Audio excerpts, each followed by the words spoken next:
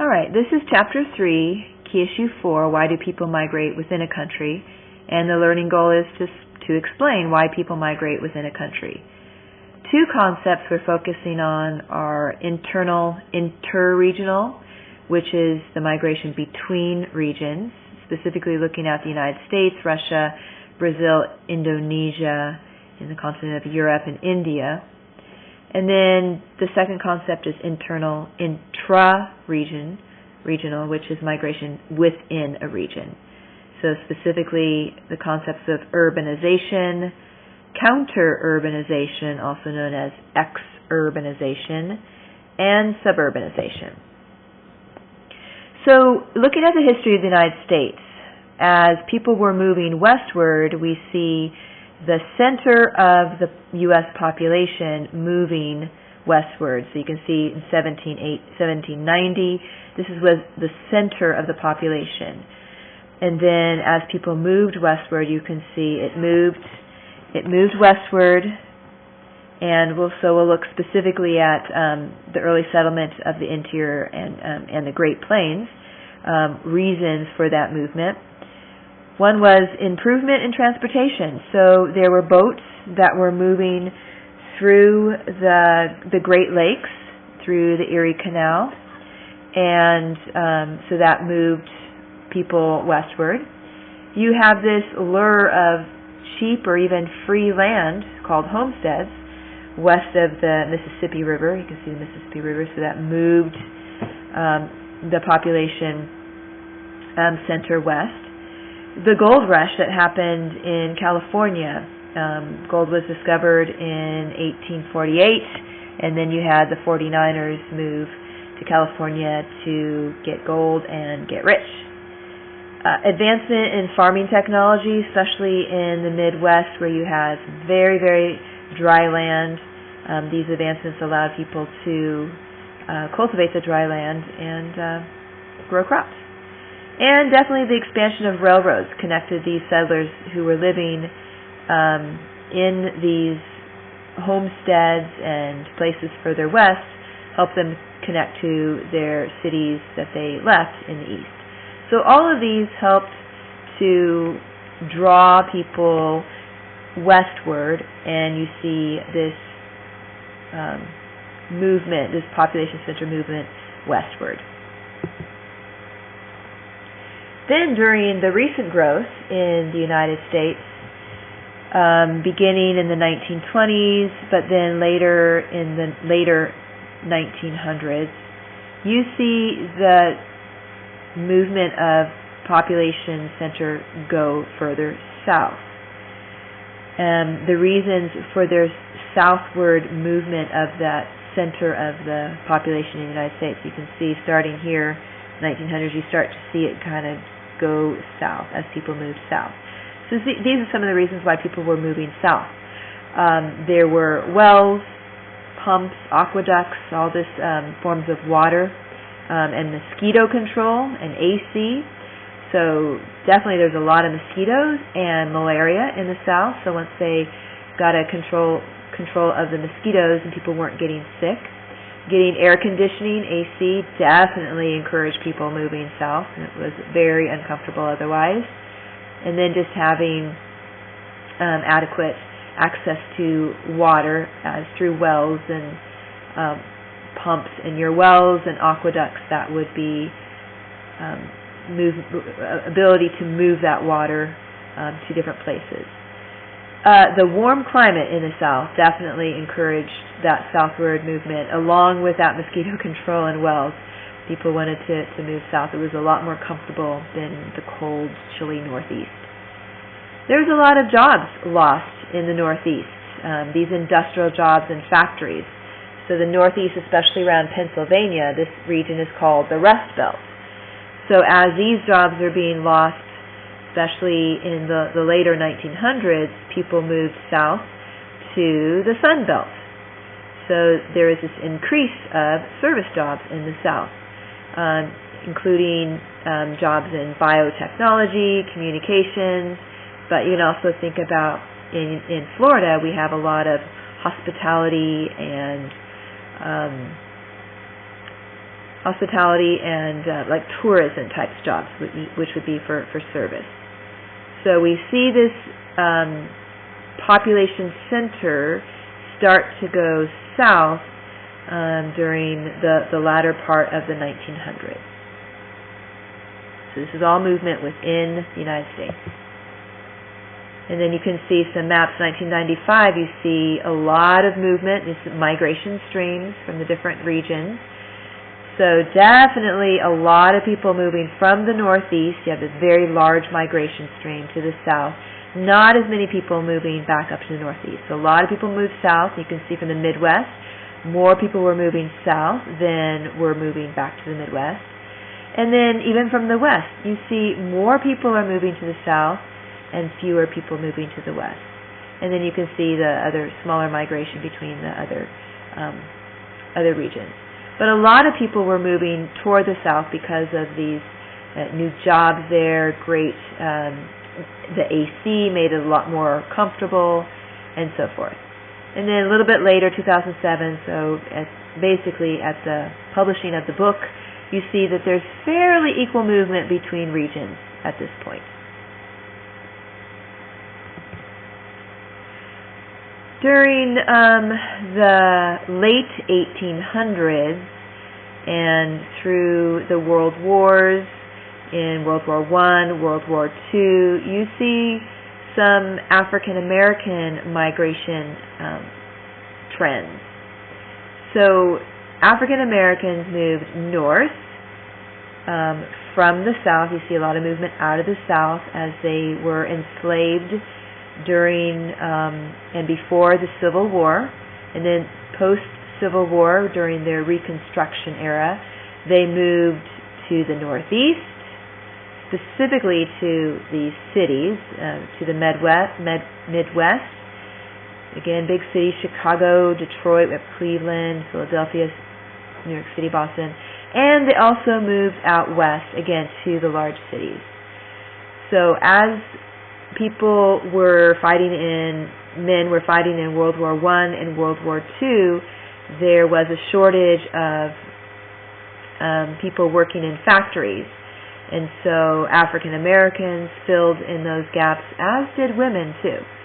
So you see this migration of African Americans out of the South into the Northeast, the Midwest, and the West, which was counter to what we just looked at here, was movement, late 1990s, from the Northeast, Midwest, and into the South. Okay, so prior to this, we had a lot of African Americans leaving the South and moving to larger cities in the Northeast, Midwest, and West, specifically filling those jobs that were vacant because of men going to the war, World War I and World War II, going to Europe to fight in the war. All right, then there were some specific other regions that were discussed about reasons why people in these countries moved out of a region and into another region. So just some other examples. So in Russia, when the Soviet Union was in control during the Cold War, the Soviets, they forced a lot of people to go to Siberia. If they were prisoners, they would send them to Siberia, and they were forced to work in work camps in these factories that were close to a lot of natural resources up in the northern region of Siberia. Then when that kind of closed down, then later, when they couldn't force people to move there, later the government tried to get incentives, tried to encourage people to move up to Siberia to work in these factories and mining towns, mining these natural resources. Didn't prove to be very successful.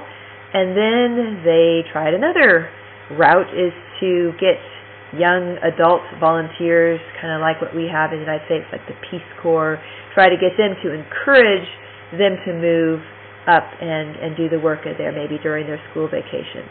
And then we saw a collapse of the Soviet Union in 1991, and the end of that.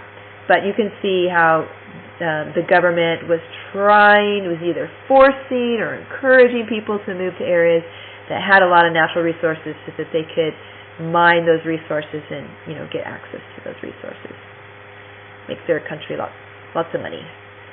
Brazil, they're very, very crowded along the coast. Rio de Janeiro, very, very crowded. And so the government thought, hey, let's build a new capital city in the center of the country, and they called it Brasilia. And they wanted to try to encourage people to move inland to basically relieve the crowded population on the coast in Rio de Janeiro. It was slow at first. It took a lot of encouragement, but later it did catch on. There was a lot more jobs available in the new capital, and we have since seen that movement to the capital. This is actually, by the way, called Forward Capital. And we'll actually look at this in the urban unit when we talk about cities and such. And Indonesia, the government tried to get people to move away from the island of Java because it was really, really crowded. So try to give incentives, and didn't really work. Europe, a lot of people migrated for economic reasons, going to places where there were jobs to be had. So within those within countries, they would migrate to certain areas looking for jobs, which again we know is the number one pull factor for people to migrate is a job. India, the government actually would limit the ability of Indians to migrate between the regions, dating back to their colonial policy, their British colonial policy. They wanted to protect the ethnic diversities within the country, within the region. So the government actually limited this. So these are just some examples of migration in a country, but between different regions within the country. Now let's look at migration within a region. So this would be intra-regional. First of all, just looking at rural to urban. Actually, these are between two regions. Rural is kind of like the countryside. Urban is like the cities. And this rural to urban migration is called urbanization. And this actually is between regions. And this is very common in less developed countries. A lot of people are leaving their farm areas, going to the cities and looking for jobs. Very prevalent in like India, in China, other countries that are continuing to develop. Urban to suburban is an intra-regional migration. That's within a region.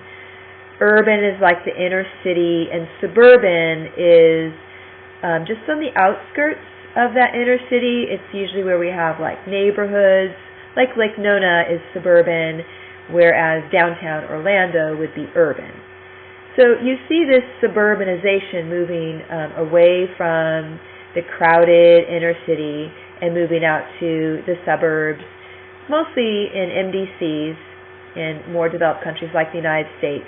And people, especially with families and their kids, they want this suburban lifestyle where they've got lots of space. They got a yard, they have a big house, they can have a swimming pool, and all the amenities of living outside of the city and not kind of be crowded in the city.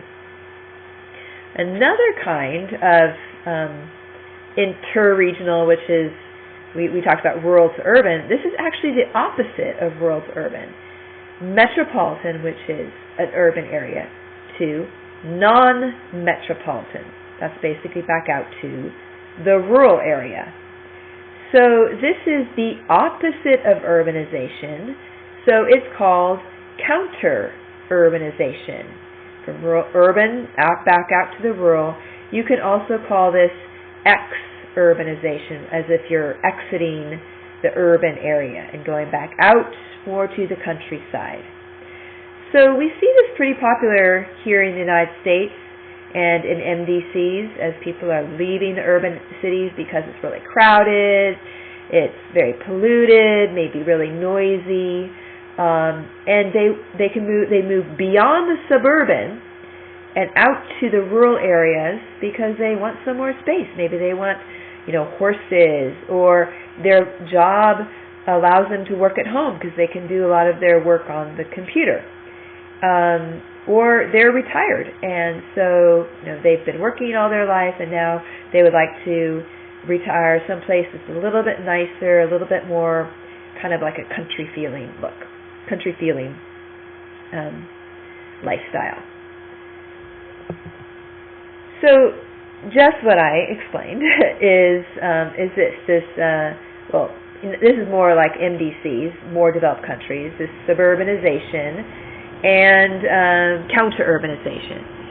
So again, suburbanization is going from the inner city out to the suburbs, like you have Lake Nona is like a suburb. And this really happens because we got cars and we got roads. So you can see with this diagram, here's the inner city, right? And then you've got this band out here. This is kind of the still kind of pretty close to the city. It's the older part of the city. And then this area here, we kind of have the peach color. That is your suburbs. And then your kind of your country living out here. So you see this very large migration stream of 5.5. This is suburbanization, going from the inner city out to the suburbs because people, want to, kind of have the American dream, have their little house and their white picket fence.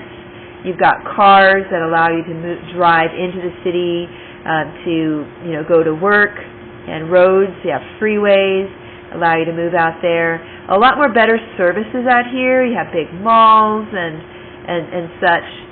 And then counter-urbanization is something like what you see here. So you see this 0.8, people moving from the inner city, moving all the way out to these rural areas. People want to have more room, maybe they want to have horses, beautiful idyllic settings, definitely lower cost of land. So if they want to retire and find a little house in the countryside, definitely slower pace. But the fact that you have a computer, you can still have this high-tech connections to services and markets. And, you could even actually work out there in the rural and then maybe commute even to the city every once in a while. So that is the last section of Chapter 3 about migration. And this is migration of movement within a country, either between different regions, interregional, or within a region.